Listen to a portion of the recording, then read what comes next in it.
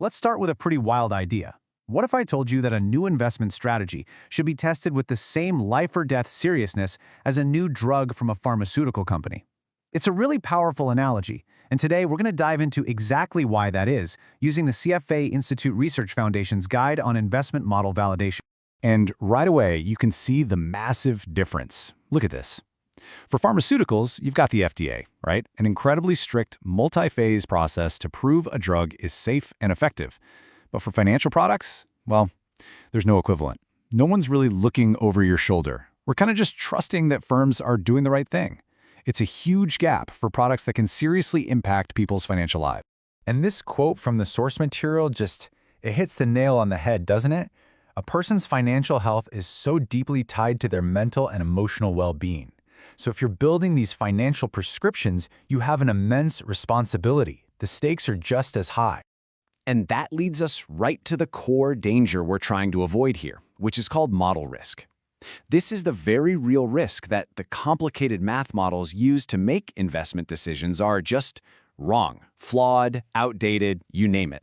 And when that happens, it's not some small error on a spreadsheet. It can cause huge financial losses for real people. Okay, so if we're going to treat this like a real clinical trial, where do we even begin? Well, phase 1 is the test you've probably heard of, backtesting. This is like our initial lab work. So a backtest basically asks a really simple question. If we had used this model in the past, how would it have done? You're running your model on old data to see if the drug would have cured past illnesses. It's a fantastic first step to throw out ideas that just have no basis in history. But here's the thing, a lot of people stop right here, and that is a huge, huge mistake. That's because backtesting is loaded with hidden traps, like side effects. You've got data snooping, which is when you basically torture the data until it tells you what you want to hear. You test 100 different things until one looks good by pure chance. Then there's survivorship bias. That's when you only test your model on the companies that are still around today, completely forgetting all the ones that went bust. And then there's overfitting. This is when you build a model that's so perfectly tuned to the past, it's like a fragile glass sculpture. The moment the market changes, it shatters. So yeah, a good backtest? It is not nearly enough. Just like a new medicine, our model has to go through much tougher, more advanced trials to prove it can hold up under real pressure. And these advanced trials, they pretty much fall into two big buckets. First, we have to make sure the model works under lots of different conditions. That's cross-validation. And second, we need to see what happens when things go completely haywire. That's stress testing. Let's go back to our medical analogy because it works so well here. Cross-validation is like testing your drug on all sorts of different patients, right? You don't just test it on one type of person. In finance, that means chopping up your historical data into different pieces or folds to make sure the model works consistently, not just on one slice of time. Stress testing, though, that's all about looking for bad reactions. What happens if you give the drug to a patient with a really rare condition? For a model, this means we hit it with the financial equivalent of a lightning bolt, a market crash, a huge interest rate spike, to see if it breaks. But all this testing runs into a massive, massive wall. You see, in medicine, you can find thousands of people to test a drug on. In finance, we've only got one history, just one single timeline for the S&P 500, one 2008 crisis. This lack of data is a serious problem. How can we possibly prepare for everything? Which leads us to this really big, kind of philosophical question. How do you test a model for a future that doesn't even exist yet, for a market environment that we've never ever seen before? The answer, well, it sounds like something straight out of science fiction.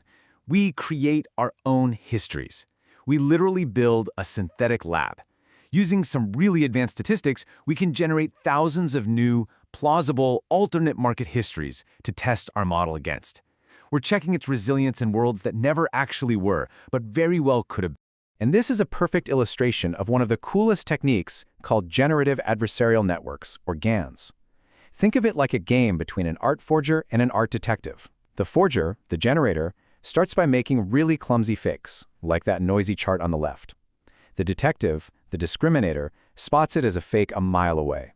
But with every try, the forger learns and gets better and better, until eventually, like the chart on the right, its synthetic history is so realistic that even the expert detective can't tell it apart from the real thing. And boom! Now we have a brand new, unique history to test our model on. Okay, so we've put our models through the ringer. Backtesting, stress tests, synthetic histories. After all that, we might have a few different formulas that actually passed. They all look pretty good. Now we need a scientific way to pick the absolute best one. And this is where we hit a classic trade-off. You've got this tug of war, right? We need a model that has serious predictive power, but we also really value simplicity. A super complex model is often just memorizing the noise from the past, and frankly, it's harder to trust. So we use statistical tools to give each model a final score, balancing its performance against its complexity to find that sweet spot, the most elegant and effective solution. And to get really specific, we can use metrics like these. So, for example, precision basically asks, when the model predicts something is going to happen, how often is it right? And recall asks, of all the times that thing actually happened, how many did the model manage to catch? And just by looking at this chart, you can see Model 2 is the clear winner across the board. It gives us a solid data-driven reason for our choice. It's not just a gut feeling. So let's bring all of this home. All of these tests, all this rigor, it's all pointing towards a single, powerful shift in thinking. The final prescription isn't a piece of software or a new technique, it's a mindset. And this might be the most important takeaway of all. Real model validation isn't about trying to prove your model is right. It's about trying your absolute hardest to prove it's wrong. This idea is called falsification. A model's real strength doesn't come from getting an easy win on a backtest. It comes from surviving every single attack you can throw at it, every stress test, every weird scenario, every synthetic history. The source uses this fantastic analogy from the world of chess called prophylaxis. It's a style of play where your moves aren't just about attacking. They're about anticipating and preventing what your opponent is going to do in the future. That's the mindset of a great model builder. They aren't just reacting to today's market, they are trying to smell the danger 20 moves down the road and building a model that's ready for it.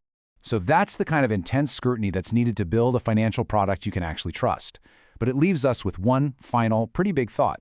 We are surrounded by complex AI models every single day, in our social media feeds, our GPS, the news we see. So the question is, what's their validation process? And who's doing the testing?